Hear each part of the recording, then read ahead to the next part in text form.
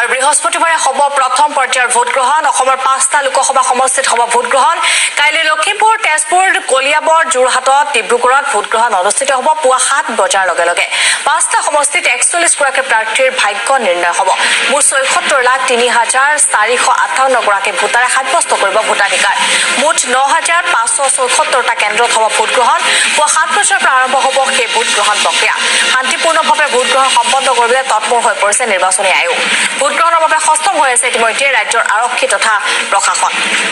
আৰু ইতিমধ্যে প্ৰথম পৰ্যায়ৰ নিৰ্বাচনী প্ৰচাৰৰ অন্ত পৰিছে মঙলবাৰে আবেলি লগে লগে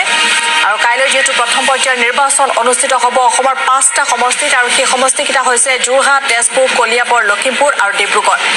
আৰু মাজত আজিৰ দিনটো কাইলৈ পুৱা 7 বজাৰ লগে লগে ভোটগ্ৰহণ অনুষ্ঠিত হ'ব এই 5টা সমষ্টিত আৰু তাৰ পাছতে 11 এপ্ৰিলত এই সমষ্টিকেইটাত অনুষ্ঠিত হ'ব প্ৰথম পৰ্যায়ৰ নিৰ্বাচন পুৱা 7 বজাৰ লগে লগে ভোটগ্ৰহণ অনুষ্ঠিত হ'ব যাতে শান্তিপূৰ্ণভাৱে শৃংখলাবদ্ধভাৱে সেই ভোটগ্ৰহণ সম্পন্ন হয় তাৰ বাবে সষ্টম হৈ আছে আৰক্ষী তথা নিৰাপত্তাৰক্ষীৰ লোকসকল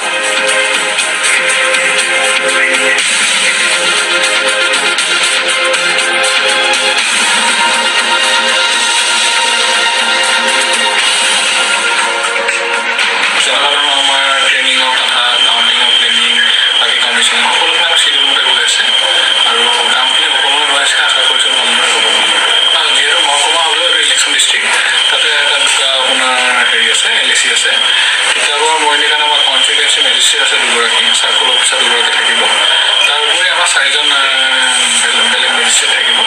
ইলেকশ্যন অফিচাৰ থাকিব এছ ডি অ' থাকিব দুজন এছিষ্টেণ্ট কমিছনাৰ আৰু মোৰ 6জন আমাৰ মেজিষ্ট্ৰেট থাকিব